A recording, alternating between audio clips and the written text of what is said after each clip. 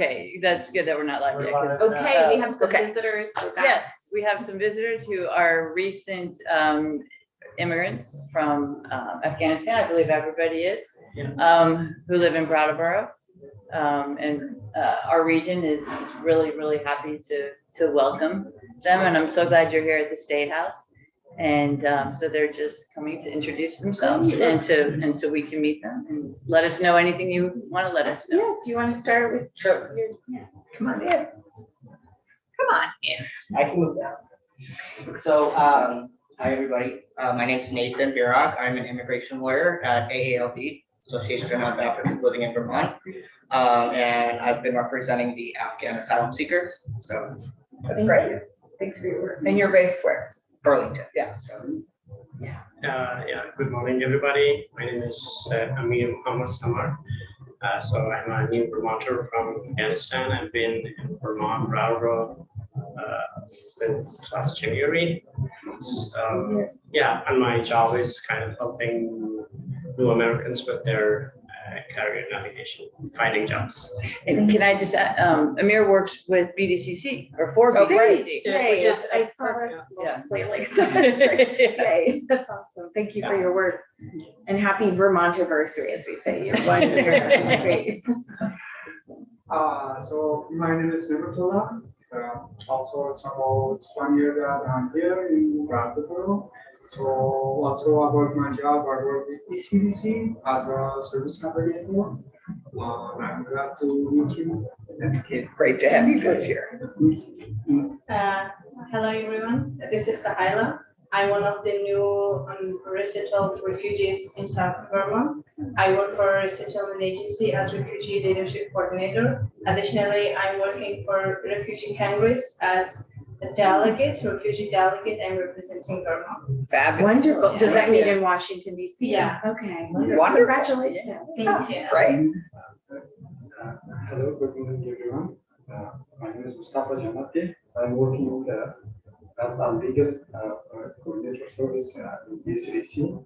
It's a non-profit agency. It can develop the service. Thank you. Well, thank you for visiting the State House. You have two great leaders and advocates working along your side with Representative Sibilia and Senator Harrison. We're working on a big housing bill this month, and we would love feedback on helping to create more housing opportunities. I'm sure that's been an issue for all size families and resettled refugee communities. And next month, we're going to be working on a workforce bill. So we look forward to having you back. We want immigration to be its own topic and helping people get the grounding they need to rebuild their career and do what they love. So we would love to have you back, and we're so grateful that you visited the State House. It took me a long time to visit the State House when I got to Vermont. So you're ahead of a lot of people. So thank you. Reducing barriers for us. Yes. Thank you. Reducing barriers both for housing and for employment for workforce for our new Americans would be great for us to, we'll be addressing in our workforce bill. We look forward to collaborating. Yeah. So great to have you. Welcome and thank you for coming. Yeah. Thank you. Goodbye, Laura. Enjoy. Take care. Yeah, enjoy. Thanks for your work. Of course. Thank you all. So, Thanks. close, Thank right? you. Yes, Yes, please. thank you. Thanks, Gus, for your patience. Absolutely. We'll probably have you back a lot. So Yes. while we're introducing people, Yes. could we find out who you are? Oh, yeah, with Chamber of Commerce interns. Well, what's your name? Oh, Jacob, nice to meet you. Jacob. Jacob. Welcome. Yeah, Jacob. since Oh, day one. cool. So you're a student at UVM? Yep, junior. Okay. I've been sitting in. 24 interns, something like that. Oh, the number A of, chamber desk. oh, the chambers. Yeah. Do you, are you both gonna sit together? Okay. Okay. Okay, so good morning. For the record, I'm Gus Seelig. I'm the director, long in the tooth director of the Vermont Housing and Conservation Board. With me is Holly Major, who is our policy director. She'll be in the building an awful lot and available to support the committee in any way we can. I understood that the task was really to give an introduction to VHCD. This is the Economic Development Committee, not just the Housing Committee, so we'll talk a bit about economic development and rural economic development. Madam Chair, congratulations. Thank And, you. How much time do we have? Just I thought it was going to be 30 minutes, starting at 11. So if I've got to be really brief, I just. You have, oh, wow, wait. Now It's only Oh, 10 yeah. after 11. No, my time, I'm poor with timing right now. You have 20 minutes and then we hear from the short-term rental lines, but we can steal 5 minutes Okay. from her to help even you out. So 25 minutes. And I Okay, I apologize probably for have that. 3 or 4 more slides than I want to, and maybe I have 10 more depending on how many questions you have than I want to have, but I'll try to go very quickly. And first, thank you for the enormous support you've given our programs and trust and faith you've placed in us. As an overall introduction, we try to serve the entire state with all of our programs. The picture you're seeing is downtown St. Albans. We have another downtown St. Albans project in front of our board next at the end of the month. The farmer is somebody, a young farmer in Charlotte who has gotten a lot of support from the Charlotte Land Trust. We visited there last summer with the new state conservationist from NRCS. And as a matter of serendipity, the woman on the left is living in affordable housing in Putney. She came to Vermont to get a master's degree from SIT, which she's achieved, and she is now working with a refugee community. So Perfect timing there, With the guys. asylum seekers. Yeah. As always. Yeah, so, you know, one of the things I've said is that we do serve the entire workforce, and workforce housing is very much a part of our mission. We've asked us also to focus extensively on getting people out of homelessness, which we've been working on with a lot of the one-time funds.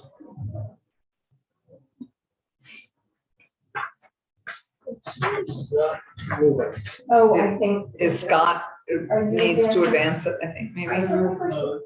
Oh, okay. Great. Oh, it did advance. Sorry. Should advance too much. Okay. There you are. You're Okay, we'll see. So this is the statutory mission statement, and it does say we're to do what we do, not just to do housing or conservation work, but to do it to promote economic vitality and quality of life. The former chair of this committee is standing in Shelburne Village as we cut a ribbon. That's a neighborhood that has 4 home ownership units, Habitat for Humanity built, 40-unit building, 50 square built, and the rest of the neighborhood built out by the Champlain Housing Trust in 4 or 5 buildings. It's adjacent to about 25 acres along the La Platte River that we conserved. And La Platte is one of the few places in the state where we've actually measured a reduction in phosphorus, and just speaks to our dual goal mission, which is the highest priority under our statute. That's my neighborhood. So good job. Sorry about this. What's really going on? We can always, okay.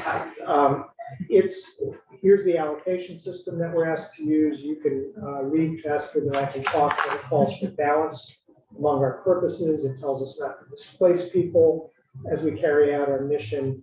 It seeks permanent affordability, preservation of existing housing, and leverage. And then it has number 2, which is kind of my favorite. It calls for us to give a timely response to unpredictable circumstances and special opportunities, which lets us have a great deal of flexibility. We've responded to flooding after Tropical Storm Irene. We've responded to downtown fires, and clearly the pandemic has been a unique circumstance that we've responded to. This is all the kinds of housing that we do. Some years ago, Senator Clarkson knows that we took on what was the worst slum in the state at that time. In downtown Windsor, this new building is an architect's rendering that should be under construction this summer, adding 25 units to the downtown. I'm not going to speak about all the different kinds of housing we're doing right now. I know you were just having a conversation about manufactured housing communities. We've invested in 46 of them with about 2,400 homes over the years. And this year, over the last year and a half, we've Added a pilot program with all the one-time funding to support housing for farm workers as an equity issue and to improve housing conditions. And we're working with farmers all over the state on that. We'll want an update specifically on that. Yeah, we will be happy to come back and talk about that in more detail. I think I've known Senator Cummings as long as anybody in this room. I think so. She hired me when I became the director of the Community Action Agency in Central Vermont back in 1982, when we began to work on housing programs. And this bottom picture is on Berry Street, where we've done a lot of housing. And it's a neighborhood that's really changed over the years. It was not a great place to live in the 1980s or even 1990s. And this, Feel your slum. yes. Yeah. And this particular project also helped a much loved daycare facility that's been part of the community for the last 30 years. Yeah, look how broadly Sarah's smiling there. Yeah. Right. We often talk about our farm development rights program, but we also have a program, and this goes to the economic development mission, that provides. You missed the slide, but that's okay. Okay, we'll go back. The town that saved a mountain. And while you're doing that, if you want to do a minute on the Land Access and Opportunity Board, So right on this. great, yeah, I know we've been hearing a little bit about it. And it's So this is Mount Escutney that you see on the left. The resort closed some years ago. The town came to us, property values had plummeted by more than 30%. And said, we'd really like to buy the land around the resort, which the lodge had burned, as a town forest, to add to the town forest. And because they saw what was happening at Kingdom Trails and really wanted there to be reasons for people to come to Escutney. And I think been a great success for the community. So again, when we talk about conservation, and Neil Lunderville told me we ought to rebrand, because conservation in his mind doesn't speak to economic development. We're very much doing economic development. I'll say a bit about the Land Access and Opportunity Board, but I don't think it's my job, and I think you'll understand this, to speak for the board. Yep. They will bring you a report in mid-February. They've been meeting every 2 weeks since late July, and working very diligently. They've hired Robert Appel to do some of the legal research that I'm sure you'll want to hear. And we're pleased that you asked us to support them, and I look forward to working with you and them as their next chapter begins. We're best known for buying development rights from farmers. Farmers do that because it lowers their debt. It lets them make investments that they might not be able to. It lets them pivot their businesses, and it supports farm transfers. But about 20 years ago, we began a program as a companion of business advising and technical support to farmers, and now forest products businesses. That's supported more than 900 of those businesses. We'll give you a report at the end of the month on that program as well, but it's showing both growth and net income, more access to capital. And the story I'll tell you here is the Bear Roots Farm is a farm that the young farmers were able to buy because we helped buy the development rights. They got a lot of assistance from business planning, and if you visit the market at the corner of Route 2 and 100B, it's a terrific market, and they're just knocking it out of the park there. What town? Oh, it's Williamstown. And my daughter tried to buy that farm. Ah. Oh, okay. So you know it. I know, I walked it with her. I didn't know it. Yeah. So a terrific business that they are. So, sorry, the Roots Market is in Middlesex and their Roots Farm is in Williamstown? Yes. Yeah.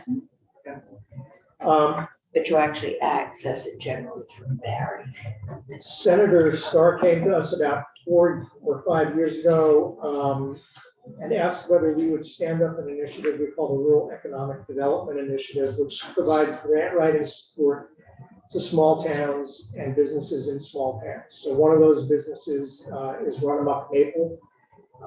They're coming in tomorrow to talk about childcare. Okay, and they were able to revitalize the old Scrabble factory in Fairfax, and they're doing a great business. We helped them win a value-added producer grant. Last year, we helped 4 or 5 different farmers bring in a total of several $1 million through that program. And as you can see, we've invested just $500,000 in it, and so far, and there's still outstanding applications. We've brought back, or the businesses and the communities have brought back that $10 million from a variety of sources.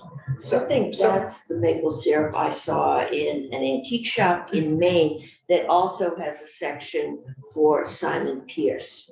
And it was very nicely packaged Vermont maple syrup. And I said, I don't know this one. So now I know where it came from. Tomorrow, Senator Clarkson. So Gus,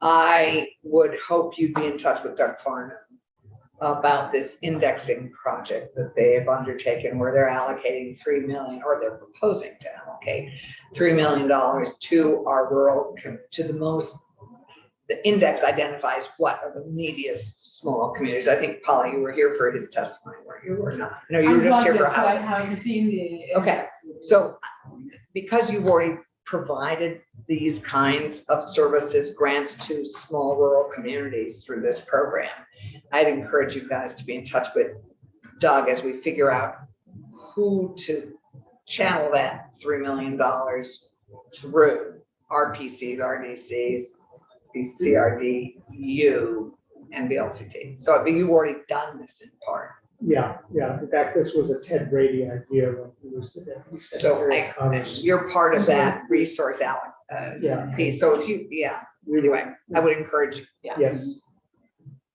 Yeah. When you get our annual report, these are the numbers you'll see. What's different about these numbers from what I would have reported 3 or 4 years ago is the housing number would have been, even during the housing revenue bond, in the 350 to 450 range. So we've about tripled the amount of activity that is happening across the state. Yep. And on the other side is how we talk about our community impacts, and more because really every community outside of Burlington is a rural community, and for most of the rest of the country, Burlington is still a tiny town. Yeah. We really focus our work as rural community development. So I think, when we help the downtown St. Albans, it's good for the region. When we help the downtown St. Johnsbury, it's good for everybody in Caledonia County. So anyway, we'll talk more about that. The picture you see is the town of Westford. Speaking of small communities, they came to us wanting to buy land adjacent to the elementary school as a town forest.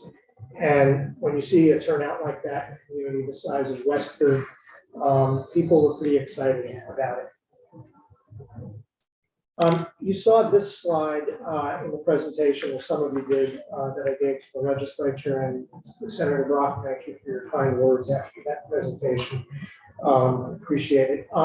We talk a lot, you talk a lot about sustainability in lots of different contexts, and especially in terms of our budget. What's our capacity? And I guess what this slide is showing you, the blue line represents nationally where incomes have gone over the last 50 years. The cost of rental housing is the yellow line, and the other line, the orange line, is the cost of home ownership. And what I would suggest to you to consider is that this doesn't represent sustainability in our economy, and explains, I think, more than anything else, more than deinstitutionalization, more than globalization, why we have a housing problem, not just here in Vermont, but across the country. And I read, I think in Vermont Business magazine, that for the second year in a row, Vermont had the highest rate of people coming into the state as opposed to leaving the state. But what it also said, as I wrote down, and I didn't read it carefully, so maybe I got this wrong, is that we're not getting lots of 25-year-olds at the beginning of their career. We're getting people mid-career and retirees, and they're coming with a ton of money, or some of them are. When I was in the other body the other day, the representative from Newbury said, yeah, the reason housing costs are going up is all the carpenters in my area are building a $6 million home right now. Correct. So we're really faced with some real difficult market realities. Key part of our statute is to try to achieve permanent affordability. I spoke about this some in the joint fiscal orientation, but I want to make 2 points about this. You all saw what was going to happen in the Newsky last year to 24 new American families. Ultimately, the landlord backed down, but that could change at any time. And displacement is a really big issue for any of us, whether you're being displaced from your home country or just being displaced from your community. When we began, there was a fear because the federal government's policy had always been maximum of 20 years of affordability, and then you could do whatever you wanted with your property. That's the American way. So we began trying to conserve Northgate apartments. That was a big part of why Governor Cunin helped create the board, why then Mayor Sanders had a task force to save Northgate. The developers were from Connecticut and 3 other big properties around the state, all of which have been invested in. Northgate cost us $3 million. In state funds, it was about a $22 million deal for 336 homes. Were that property come back on the market today, or where we need to replace it because somebody was going to convert it to condominiums because it's close to the lake, we'd be talking about a project that would cost between $125 and $135 million in today's construction prices, and maybe higher in Champaign County. So I would suggest to you that the policy of permanent affordability is a really important fiscal one, because what we're trying to do is to recycle the public subsidy from one generation to the next. That's a great way of putting it. Recycling the public. Yeah, not having to buy the asset a second time and a third time as time goes on, because if you're in business, you always are looking at how can you monetize your asset. Home ownership has been at the center of our work. It's not the biggest part of it because the appropriators always ask us to focus on people who will likely not qualify for a mortgage. But we've done about 1,500 single-family homes across the state. And because we use a shared appreciation model, those 1,500 homes have now been homes to more than 1,900 households. Just opened 20 condominiums in downtown Winooski this fall.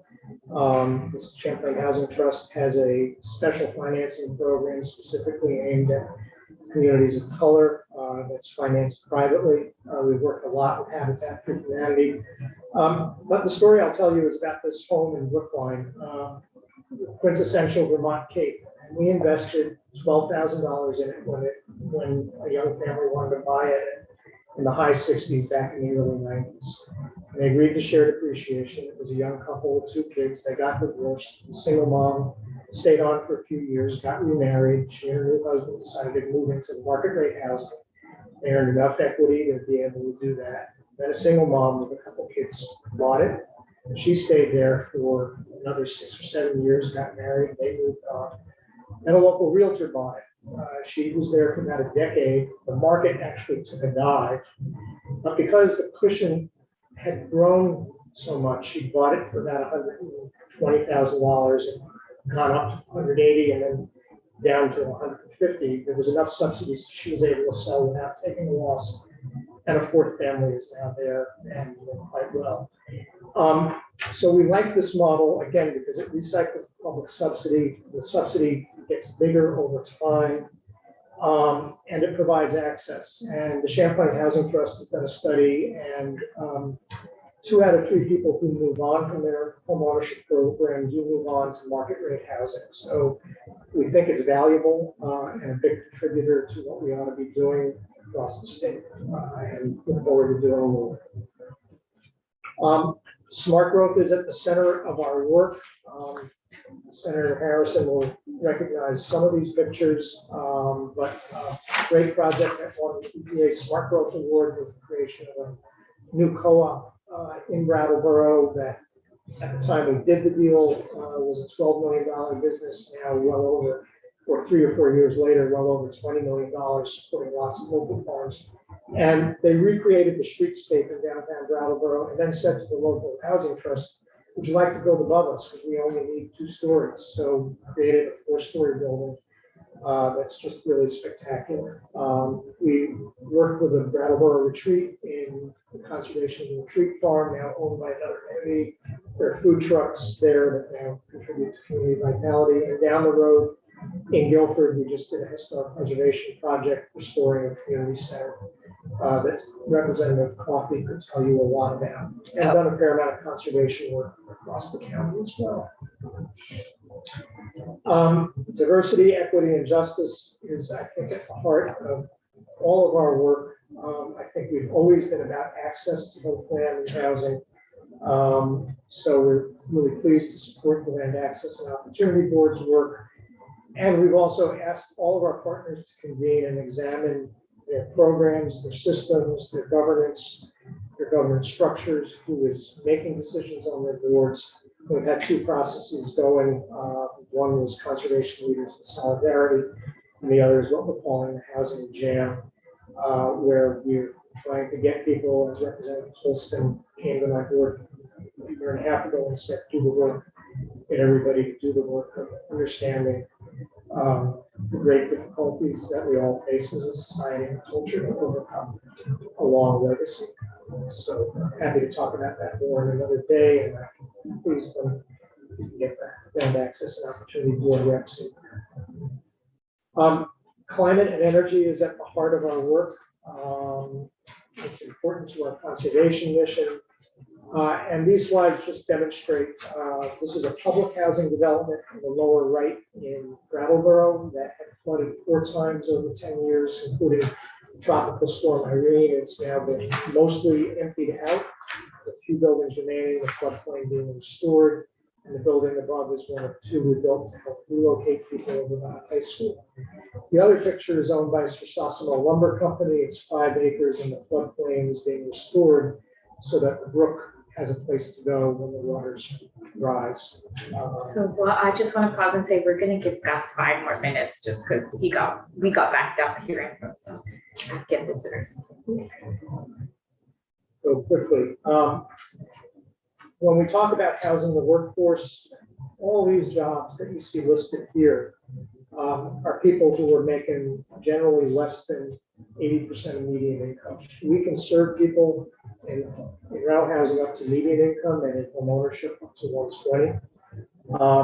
But 80% of AMI for most of Vermont is just about $50,000. In Chittenden County, it's about 20% higher than $60,000 for a single person.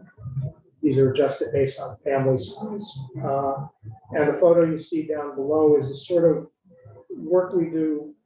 I guess I would describe where we are in the housing market is we fundamentally, given that previous slide about income and cost, have a market failure.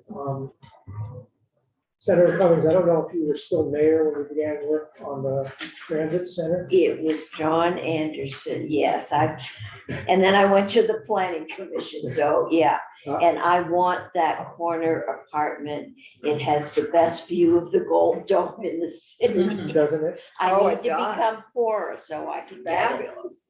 Yeah, it is fantastic. Yeah, so this took 30 years to Yeah. accomplish, and private developer was gonna do the housing part of it. It's gonna be market rate housing. And then he said, gotta pull out, the numbers don't work. And so we jumped in to help the community finish the project and not just have a transit center. Just a clarification, I guess, the 80% at 49,000, that is a household income as opposed to an individual income? That's a household income for a family size of 1. So if you had a family size of 3, it would be higher. Okay, family size of 1. Right. And in Chittenden County, single person would be up about 60,000.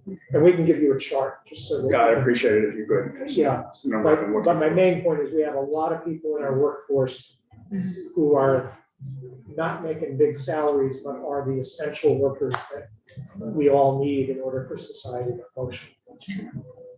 COVID and the crisis, the good news is the bottom number, 2,800 households. AHS reports have moved from experiencing homelessness into permanent housing. The bad news is that I think 1,700 or so households are still in motels or other transitional facilities. So there's a lot of work left to go. Our investments so far have been in 38 communities and 1,500 affordable rental homes, 475 shelter beds, about a third of them are new beds. We're bringing to our board next week a proposal for the first shelter in Lamoille County, other than a small facility for survivors of domestic violence. So we don't have enough shelter capacity, but the real answer from my perspective is permanent housing. Oh, I'm sorry, but what did you just say about our current homeless population is estimated at? There are about 1,700 households. 1,700, good. Yeah. that are still in motels. Yeah, and that more people than Yeah. that, because there's some couples and there's probably Right. 400 children on top of that. So the pandemic, as you all know, has made our housing market, if anything, more difficult. On the left is last year's point in time count. And prior to the pandemic, the count had gone down to about 1,200. And that speaks to two things. One is, it wasn't a really good count, and it's easier to count people when you know exactly where they're living. But the other is that HUD didn't let you count people who were doubled up. So if you were couch surfing with a friend or a family member, you didn't count under the HUD count as homeless. And of course, things were really overcrowded when the pandemic struck. People didn't want to be doubled up with friends or family. Yeah, with COVID. So when is the point in time It homeless? gets done every January, so it'll be a And- new count Soon. later this month. Yeah. We'll probably get the results in March. Gus, is there anything in your last minute that you want to preview or highlight? Sorry to rush you. Well, the two You're things doing else, the East Calais stuff? we are doing the East Calais store, I yes. tried to sell that for 3 years. Yes, we are It's doing got it. potential. Well, the community has ended up raising $2.5 million to restore the building. We gave it some of the funding, but not most of it. And there are 3 apartments there, 2 of which will be affordable and 1 will be for manager. And they have identified that. This last picture on the bottom is the first recovery residence in Barry.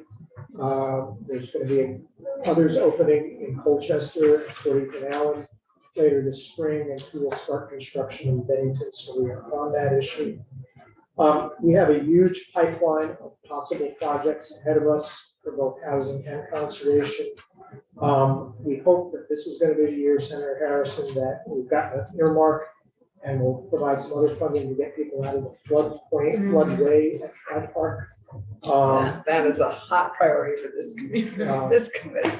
We will be closing in a few weeks on Clemens Family Farm, which is a cultural site Right. in Charlotte, and one of 17, I think, African American owned farms in the state. The little picture is supportive housing that is under construction in Hartford for people who've experienced homelessness.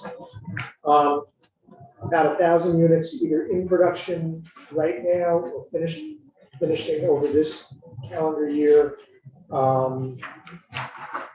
And then this last slide is opportunities and challenges.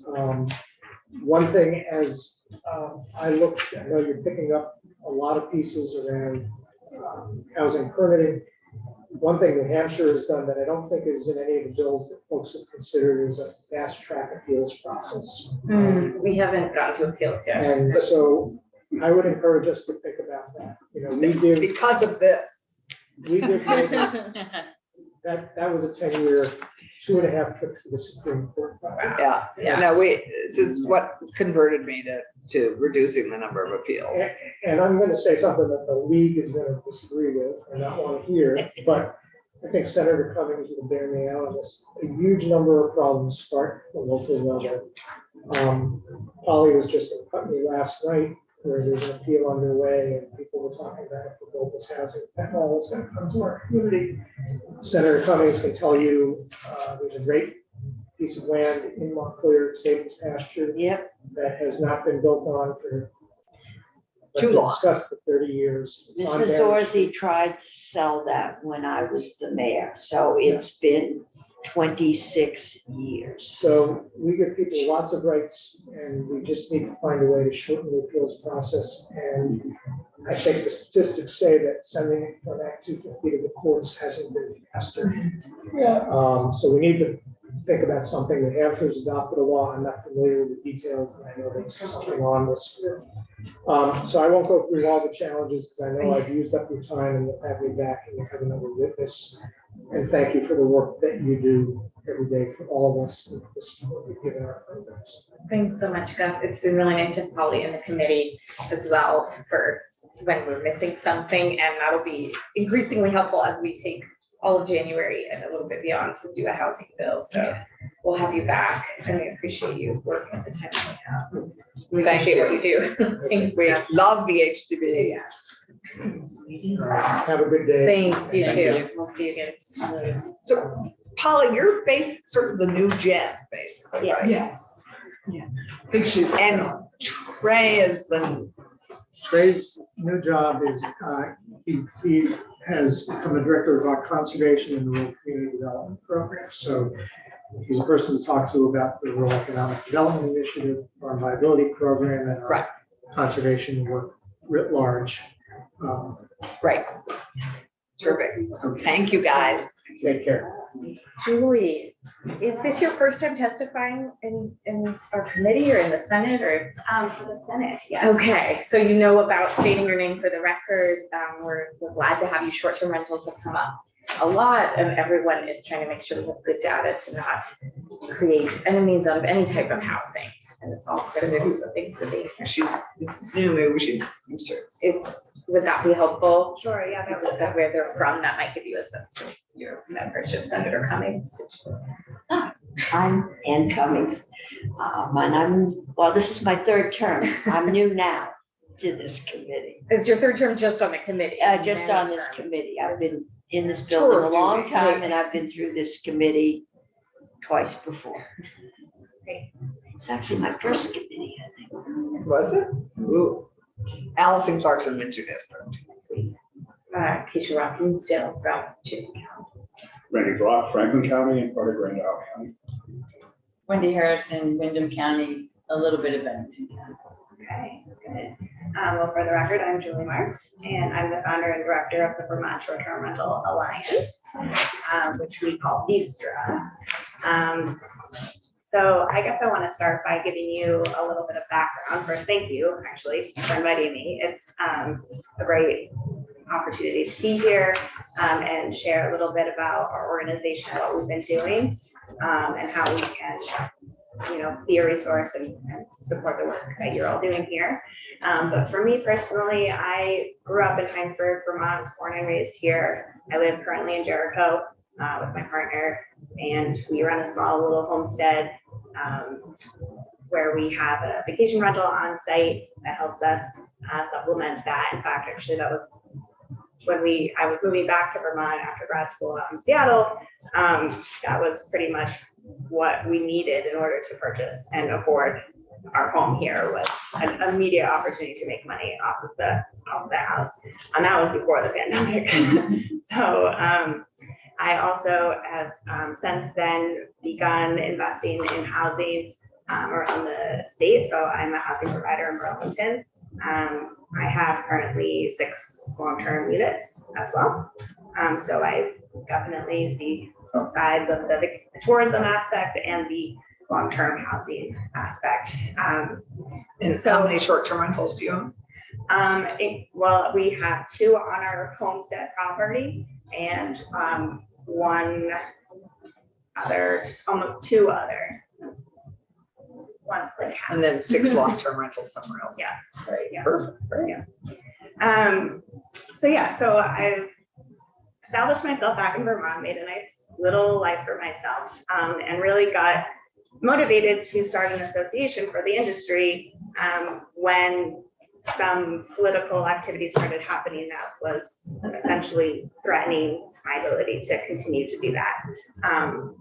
And so we established as an association in February of 2021 and have grown since then to be backed by over 170 members who are short-term rental owners in Vermont, and as well as a variety of business partners, both locally and nationally in the industry. And initially, when we started, it was very grassroots, petition-based, and we received over 6,000 signatures initially from supportive community members. And this was at a time when the industry didn't really have a voice or any representation at all. So that surprised me, and I can't really tell you what motivated me to take this on myself, but I did. Maybe a little too much free time, but now, we've really been doing a lot of work to support the industry and connect one another. We primarily focus on trying to encourage and engage the local communities to participate in the public process, to attend meetings when short-term rentals are being discussed. We do our best to kind of track when short-term rentals are being discussed at local levels, to alert those communities of those meetings and opportunities to testify and give comment. We work to educate our property owners on their legal requirements for the state of Vermont, their tax obligations, all the education and kind of best practice information for the industry. We do that by hosting webinars, educational webinars where we bring in speakers. We put out newsletters regularly, content, and we also hosted our first conference and trade show last year and are planning our second one this year in November. So that's a multi-day event, educational and networking event for the industry to help them professionalize as business owners. We also work with a bunch of other organizations with shared interests such as tourism department, hospitality, housing, public safety. All of these industries intersect what the vacation rental industry does. So we work to kind of gather data from them and then share that with our policymakers and local elected officials to help them understand what's going on in their communities and make data-based decisions. We also work to kind of strengthen the connection between short-term rental owners and our local businesses. We've created an online directory for Vermonters to market themselves for free to our community. So if they have a property management service or they have a mural, the most recent woman we signed up does murals in Burlington, and was excited to connect with some people who are looking to do some interior design, photographers, a bunch of like very wide range of local businesses that are eager and kind of becoming more reliant on this industry as well. So really excited to kind of strengthen those relationships. And may I just ask a question in your online directory, Julie? Yeah. Is that available to the public? It's available for our members. We don't quite have the resources to expand that more broadly, but yeah. So as we look at data and trying to understand what types of housing are available to whom, would you consider making that available to the data as the state collects data, if it's not open to the public, but open to the state as we begin to collect that data?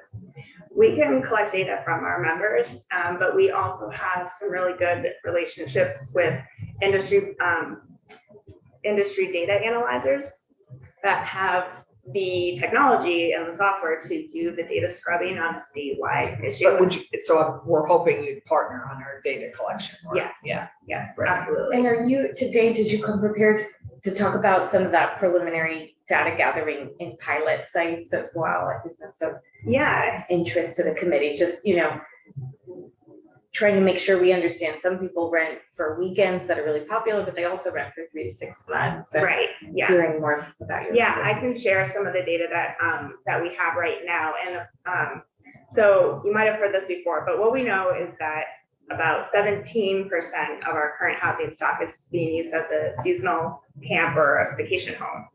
But 3% is being used as a short-term rental for at least part of the year. 3% of the 17 or 3% of the total? Of the total.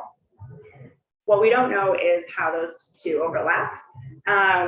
But we do know that 3% brought in over $36 million in meals and rooms tax in 2021. And 36 million? 36 million.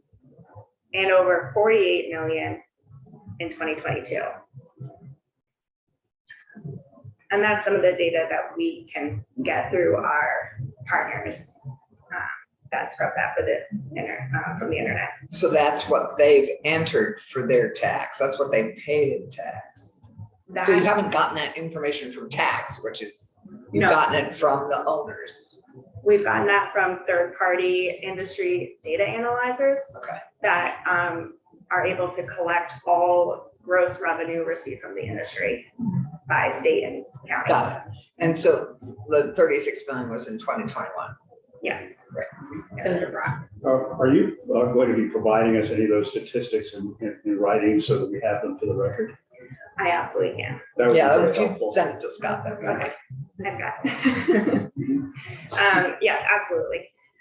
We also know from previous tourism studies that second homeowners represent more than 40% of Vermont's overall tourism purchases. So we know that they put a lot of resources back into the communities where they own homes.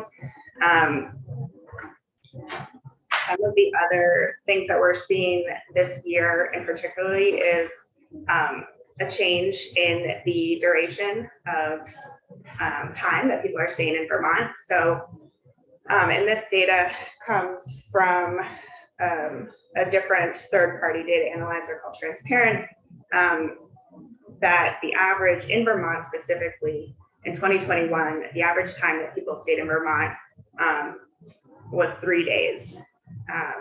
Sorry, in 2019 it was 3 days, and then in 2022 it was 6.7 days. So 2019 to 2022, we're seeing a more than doubling in terms of the amount of time that people are looking to stay in Vermont.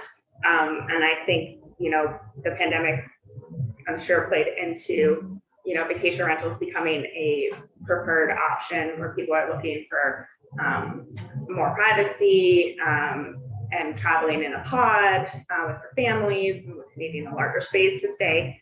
And we're also seeing, the industry is also seeing more reservations being made for a month or multi-months at a time. Right now, via Airbnb, 20% of all reservations are for a month-long stay or longer. And so we're seeing that, we're seeing a longer stay and a growing demand for that type of kind of medium-term housing. And that I think comes with the expanded opportunity for remote working, people moving to Vermont, traveling nurses. Yeah, I was just saying traveling nurses, and they would need that kind of housing. Yes, and That's what you provide. Yes, yeah, yeah, when I can, but now students find it right. a year on Airbnb. Yeah, It's becoming quite a bit longer. yes. I'm gonna have to Yes. go. I have another meeting. I have to grab lunch. Okay, no problem. I apologize. No Save worries. us a bit of money. We'll follow up with something in writing. But yeah, we're seeing that demand grow, and a lot of our members are offering both. What we know from talking with the largest property management companies in the state is that over 90% of the homes that they manage are used by their owners at some point during the year.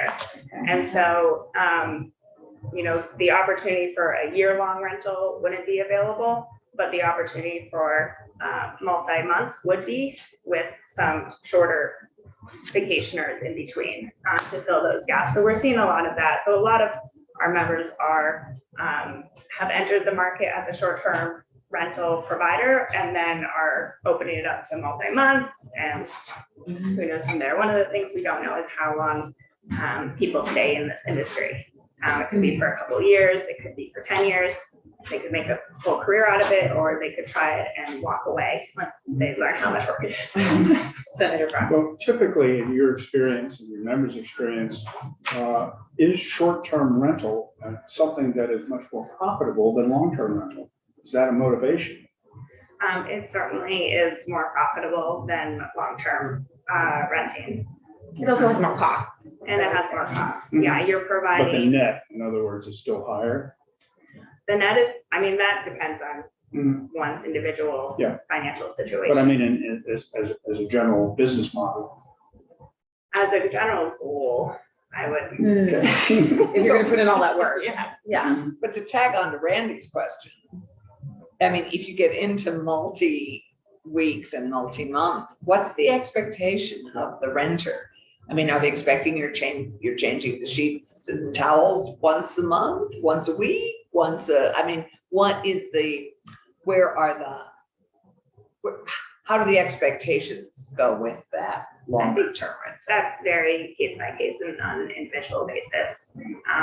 Similar to landlord-tenant relationships, you know, all those terms and conditions are. As opposed to a person who's just getting a hotel room. I mean, the expectations are, I would think would be also different. Yeah, but I think like hotels, the expectations would be set by the provider. As they would be with the short-term rental. Yeah, yes. Do you have, I know you have 170 members. How many owners do you think are out there of short-term rentals? So that's something that we don't know specifically. It's been a difficult piece of data to gather. It's certainly something we could do, but it would take a lot of resources to get there. But a rough estimate would, we know that there are roughly 10,000 short-term rentals today across the state of Vermont. And we know that there's a very high distribution of ownership. We do have data about how many properties individual owners own. And so from that, we can estimate that there are roughly 8,000 individual owners. So very small operations to know. 8,000 people, only 10,000. Yeah, it's a really high distribution of ownership here. Most people only own one or two. But some own more, as you do. Yeah. And the other question I have for you is, in terms of, as we look at the data on this, is how many of those owners are seasonal, own them, don't live here? They're investment proprities. I mean, I don't know how to ask that question. So for one of the challenges and one of the reasons I think short-term rentals got off to a bad start in this state, and particularly in destination towns such as Woodstock, is that there were lots of investors buying otherwise affordable homes in affordable communities, and then, turning them into short-term rentals, taking them off the market. And so I think that was part of the bad rap. Yeah, and that's something that we just haven't seen in the aggregated data. It's certainly great to get anecdotally. Yeah, I mean, again, what we know is the distribution of ownership. We know generally that most second homeowners are using their property for personal use throughout the year, which wouldn't make them available as a long-term rental. I think that the technology development for the industry through platforms like Airbnb and Vrbo have just made the industry more accessible to more people. So people that have already owned vacation homes in Vermont might be for the first time opening up their doors to offset the expenses that they incur. So the seasonal resident is slightly different than the investment owner. And then a non-resident, non-seasonal resident, just somebody who lives in Montana owns. Right, but I don't think we have a way of really deciphering a second homeowner who spends time here from an investment buyer, because I believe on paper they would all be flagged as they would appear the same on the brand list. Yeah. So it is hard to tell. I mean, but it's actually a kind of a significant difference, because as we've already heard, seasonal residents spend a lot in their communities and they use a lot and use a lot of, they contribute to the economy. Investment owners are slightly different. They aren't doing that. May I ask you all a question? Sure. And I was going to say, you have a few minutes left. So if there was anything you wanted, to say on behalf of your members too, I just want to make sure you feel welcome to do that. Things they want us to know as we write a housing bill. Yeah. Well, I guess in general, I would say our members are really committed to wanting to do the right thing. When they sign up with us, they're agreeing to a list of standards. They're to comply with a list of standards. They're agreeing to be law-abiding and register their units where it's available. And they're actively looking for ways to demonstrate their accountability and their credibility. And so I think what they really want you all to know is that they're caring for their communities as much as they can, and they would like to have more opportunities to be a part of the community and the economy, which they very much feel like they are. My question is, I think, around this situation with investors. because as a housing provider myself, I'm an investor. I have to invest in a property in order to put it on the market for rent. Well, I'm sure for any of us who own a home, we're investors in that space. Yes, but you have to invest in a property that you don't live in full time in order to put it on the rental market. And so I've experienced this kind of juxtaposition in other communities where it feels like they have competing interests about trying to increase the number of homeowners while increasing the number of rental units available. And I wonder if you have a thought on how that can be achieved without supporting the investment in rental property owners as well. So it's 11:59.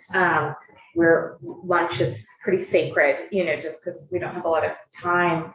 I think, certainly balancing homeownership and rental access is something that our, committee is trying to tackle, and making sure that, we look at the range of market needs. So from short term to medium term, as we started to talk about, to very long term. And, I think, I don't want to speak out of turn, but we started to look at data about Vermont having the lowest level of investment properties, which I do believe might have its own definition, that really speaks to an external force that's, a hotel chain, hedge fund. We hope that there's some definitional difference between, Vermonters who have investment properties to make their lives work here, and really big conglomerated industries that are starting to buy short-term rental markets and even take that opportunity away from local folks. So Yeah. it's probably still an evolving conversation for us. But I think in this evolving market, I don't want to speak for the committee, but we've started to look much more at just vacancy of property than blaming any type of rental property for a particular piece of this crisis. We're really interested in, can we further incentivize people who do have a second home or have a lot of, empty, unoccupied time in a house? Can we give them a little bit of a boost to help put that on the market for the 3 to 6 month rental folks who are trying to buy their own home? Part of our economy that has a 3 to 6 month time frame, like travel nurses, et cetera. I didn't mean to take up the last bit of your time. I don't know if there's anything else you want to say before we. No, that's great. Just please use us as a resource in the communication line to second homeowners. We are available to help get the word out as needed. So of your 170 members, how many are full-time residents in Vermont? From what we know, about half. I think it's fair to say that, when you ask a question of a committee that is beginning to study a bill, recognize that each one of us has different opinions and different views, and the best way to assess that is to speak with each of us individually. Yes, and Matt could help you do that. He's a great resource. Exactly. I don't want to speak for anybody, but we're trying to find a lot of balance in this bill, and our ultimate goal is more housing available to more Vermonters and increasing our workforce. So we hope to have you as a partner in our work. We all have the same destination, but we have different ways of getting there. Absolutely. I'm happy to be a resource in any way that we can. Thank you. Thanks. Thank you. Thanks for inviting me. Yeah, your press conference.